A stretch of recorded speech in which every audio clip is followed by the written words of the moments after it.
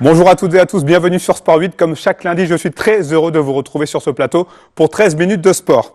Aujourd'hui au programme du stand-up paddle avec notre invité Benoît Mourin. Vous êtes organisateur de l'Alpine Lakes Tour, une épreuve qui a lieu pendant toute une bonne partie de l'année avec une épreuve qui a eu lieu ce week-end du côté d'Annecy. On va revenir avec vous sur cette compétition. Merci d'être là sur notre plateau. Merci. On commence avec du rugby et une très très bonne nouvelle pour le SO Chambéry. On en a parlé tout au long de la saison. Les joueurs de Chambéry qui sont arrivés en finale du championnat de Fédéral 1 et victoire finale 34-27. C'était ce dimanche du côté de Béziers au stade de la Méditerranée. Une victoire 34-27 contre Valence d'Agen au terme d'un superbe match avec pas moins de 6 essais marqués, dont 3 par les Chambériens. L'ouvreur sud-africain Dean Grant a été l'homme du match avec 5 pénalités et 2 transformations. Le SOC est donc champion de Fédéral 1, mais le club ne montera pas en Pro D2 en vertu d'une règle établie par la Fédération française du rugby qui valide les accessions uniquement sur dossier financier. Du biathlon à présent, alors que nous entrons normalement dans l'été malgré la météo. Le biathlon sera de nouveau présent sur les pentes haut-savoyardes en décembre 2017 du côté du Grand Bornand pour une étape de Coupe du Monde de biathlon. L'IBU, l'instance qui dirige le biathlon mondial, a dépêché la semaine dernière 2 inspecteurs pour valider l'homologation du site. On regarde ce reportage. Un stade de biathlon niché en plein cœur du village. Voilà pour les organisateurs le principal atout de l'étape de Coupe du Monde de biathlon Annecy-le-Grand Bornand, qui devrait accueillir les meilleurs biathlètes du monde du 11 au 17 décembre 2017. C'est vrai qu'on a un vrai succès auprès des athlètes, de pouvoir se déplacer depuis leur hôtel jusqu'au stade à pied. On a cette ambiance aussi qui inonde à la fois le stade et le village le soir après les compétitions. En attendant l'officialisation de la nouvelle homologation du stade, 2 membres de l'IBU, la Fédération internationale de biathlon, ont procédé à une visite des installations et des équipements déjà présents. C'est une inspection pour une prolongation de licence, donc on ne part pas de zéro. Comme je vous le disais, il n'y a pas eu de changement majeur de règlement et ce qu'on fournit reste à l'identique. Moi comme eux, quand je regarde le site aujourd'hui avec le gazon, je le vois enneigé, je vois les barrières, je vois l'aire de départ, d'arrivée. C'est une question d'habitude, d'expérience et donc ça ne pose aucun problème. Ce sera donc une 2e édition pour le site bornandin.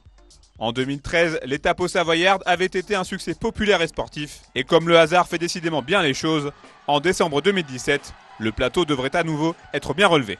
Ça va être une très belle édition puisqu'on va être quelques mois avant les JO. Donc on aura vraiment un plateau d'athlètes.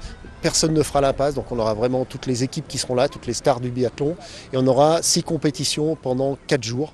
Donc on aura vraiment un très bel aperçu de ce que va être le biathlon sur le début de saison. On devrait avoir donc des épreuves sprint, poursuite et mass start. Voilà pour l'instant ce qui se dessine. Mais encore une fois, ça peut encore changer. Environ 1200 personnes au total seront réquisitionnées pour le bon fonctionnement de la compétition, qui a une autre spécificité notable. La différence avec un site traditionnel, c'est que le site de Grand Bornand est un site en grande partie temporaire. Donc il faut une grande expérience pour imaginer les choses mises en place par rapport à un site qui est 4 saisons où en 24 heures et 365 jours par an, on peut poser un événement sur ce site. Et pour ne pas revivre la mésaventure de 2011 qui avait vu l'annulation de l'épreuve à cause du manque de neige, des mesures ont été prises pour parer à toute éventualité. Voilà pour le biathlon, n'oubliez pas la date, 11 au 17 décembre 2017. Direction le lac d'Annecy à présent avec mon invité Benoît Mourin, organisateur de l'Alpine Lakes Tour, une épreuve de stand-up paddle. Première question Benoît, éclairez-nous un petit peu sur cette compétition, l'Alpine Lakes Tour, qu'est-ce que c'est ? L'Alpine Lakes Tour, déjà c'est la 4e année, donc c'est quelque chose qui commence à être connu et qui est même très connu. On a eu au mois de mai un des meilleurs mondiaux qui est venu ici à Annecy pour donner ce qu'on appelle un clinique, qui est un cours pour les gens qui veulent faire de la compétition. Il nous a dit mais c'est incroyable, tout le monde connaît en fait l'Alpine Lakes Tour au niveau des compétiteurs. Pourquoi ? C'est parce que c'est complètement décalé par rapport à ce qui se fait habituellement dans le domaine des compétitions stand-up paddle où ils sont plus sur des plages en Californie ou dans les îles et voilà un environnement qui est ici très particulier en montagne. Et on arrive à avoir des belles images, aussi bien en photo qu'en vidéo, et puis voilà, des choses qui sont intéressantes, on essaye d'innover. Et du coup, on est assez suivi, même si on n'a pas forcément des compétiteurs de niveau international sur nos courses, ça arrive, mais pas tout le temps. On est suivi. Le principe général de l'Alpine Lakes Tour, il y a 3 dimensions en fait. Il y a la dimension compétition, c'est une course, il n'y a pas de problème, c'est à chaque fois des courses. Mais pas que. C'est-à-dire que c'est aussi l'idée de rencontrer des gens, de discuter, puisque comme il y a 10 courses dans l'année, les gens se voient, se retrouvent. Et l'idée aussi, on est dans un sport outdoor qui est nouveau, qui est un peu particulier, c'est de tout ce qui est par rapport aux sensations, par rapport à l'endroit où on est. Donc ça peut être aussi bien par rapport au lieu. On peut aller dans des petits lacs de montagne comme le lac de Roseland ou comme le fait de le faire en plein hiver, comme on le fait avec la Glaris. Donc il y a vraiment ces 3 dimensions-là. Voilà, le côté compète, mais on n'est pas juste là pour faire la compète et puis on part après. Généralement, ça dure toute la journée, les gens déjeunent ensemble. On essaye de faire quelque chose qui ait ces 3 dimensions. Voilà. Quelques mots sur cette étape à Nessiel, donc qui a eu lieu ce week-end, samedi et dimanche. 2 courses au programme.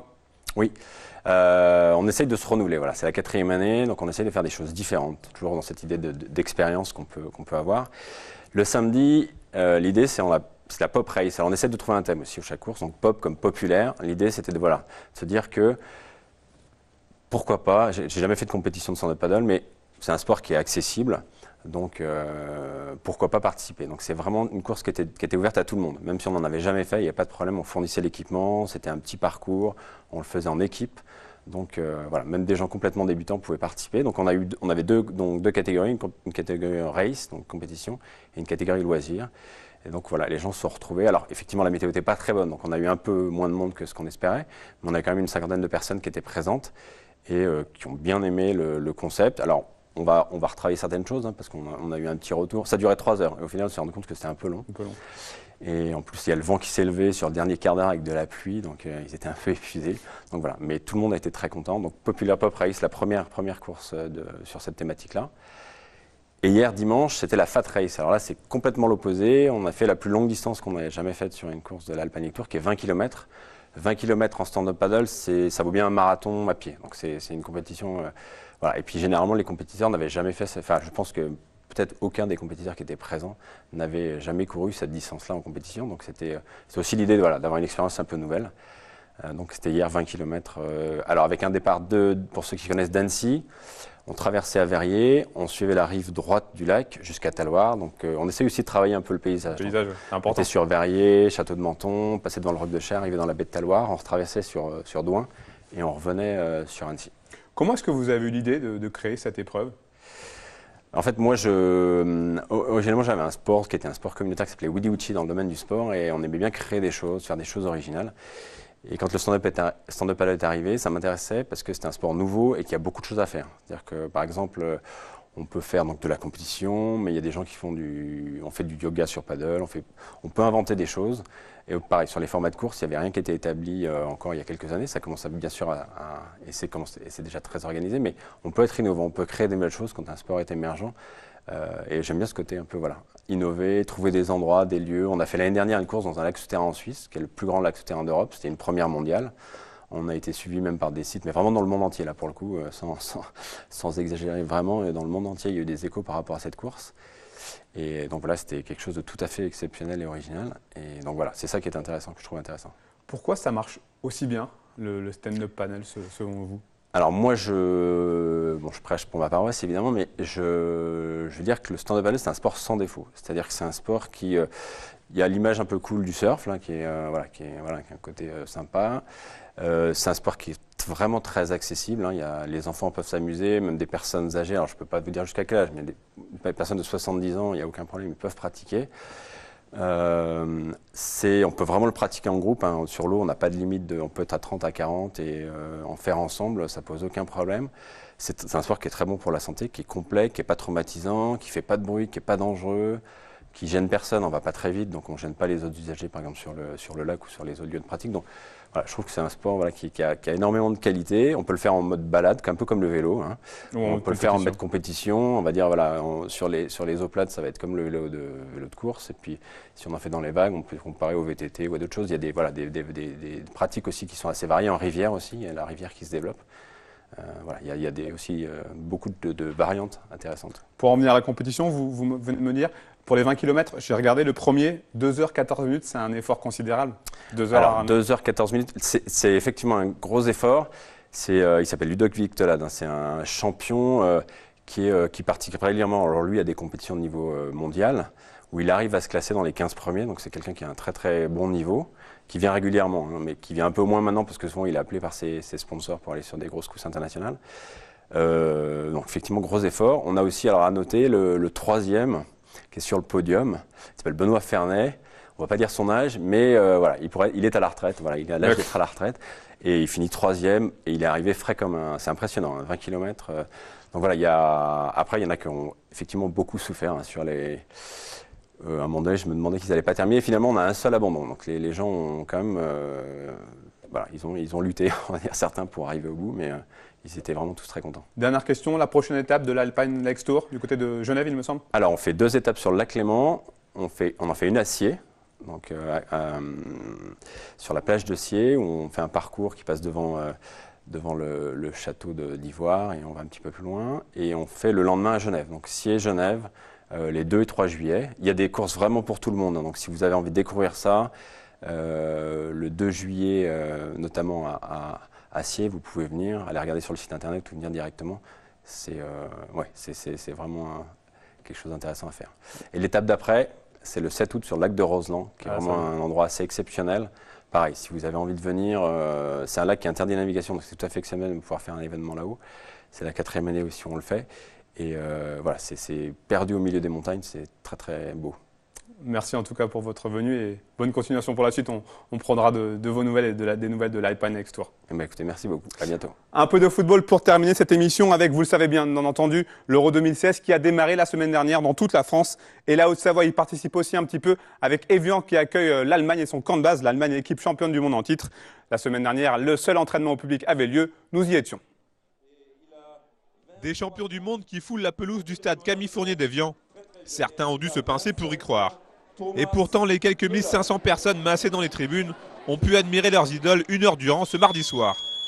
Et autant dire qu'ils en ont bien profité, car il s'agissait là du seul entraînement ouvert au public de la Mannschaft. Ça fait plaisir parce qu'on rêve d'eux à la télé et les voir en vrai, ça fait plaisir. C'est des légendes du foot. Enfin, ça fait bizarre de les voir en vrai alors qu'on les voit tout le temps à la télé ou sur les jeux vidéo. C'est dur encore à imaginer qu'ils sont à même pas 100 mètres. Et puis c'est super génial aussi de les voir, ça nous fait... Enfin voilà, on sait les joueurs du coup maintenant si on les savait pas et puis c'est une chance. Lui aussi peut être content de son coup. Marc Francina, le maire d'Évian, était tout sourire à l'heure d'accueillir la sélection allemande chez lui. C'est un peu compliqué mais on y est arrivé. Quand ils sont venus me voir au mois de juin 2015, j'ai fait banco. On sait très bien que les Allemands, quand ils partent en vacances, ils partent sur le Portugal, l'Espagne, Maghreb. Et bien là, ils viendront, ils passeront par Évian. On est à 3h30 de l'Allemagne, par la Suisse. Et je pense que d'y retomber, on va en avoir beaucoup. D'ailleurs, il y a beaucoup d'Allemands qui sont arrivés à Évian déjà. Il faut quand même le reconnaître. D'ordinaire, c'est l'US Évian-Lugrin qui évolue au stade Camille Fournier. Pour la durée de la compétition, le club haut-savoyard a volontiers laissé sa place aux champions du monde, comme le concède facilement Jeannette, dirigeant de l'US Évian-Lugrin et allemande. Depuis ce matin, on est en route à tout préparer, tout voir. C'est super de les voir vraiment en vrai aujourd'hui. Donc, ça fait un mois qu'on attend vraiment préparer tout, le stade il est prêt. Donc voilà, maintenant l'Euro peut commencer. C'est une chance unie d'avoir une équipe comme ça dans nos locaux, chez nous. Franchement, de les voir comme ça, d'avoir l'équipe là, c'est un rêve. Avec plus de 300 journalistes accrédités, la fédération allemande a mis sur pied une petite ville dans la ville autour du stade. Et le centre de presse a des allures de corps retranché. À Évian, tous espèrent bien sûr une finale France-Allemagne le 10 juillet prochain, avec bien évidemment une victoire des Bleus. Rendez-vous donc le 10 juillet prochain. C'est terminé pour cette semaine. Merci à vous pour votre fidélité. Merci à toute l'équipe qui m'a aidé pour cette émission. Je vous souhaite une très très bonne semaine. N'oubliez pas l'émission disponible en replay très rapidement. À bientôt. Au revoir.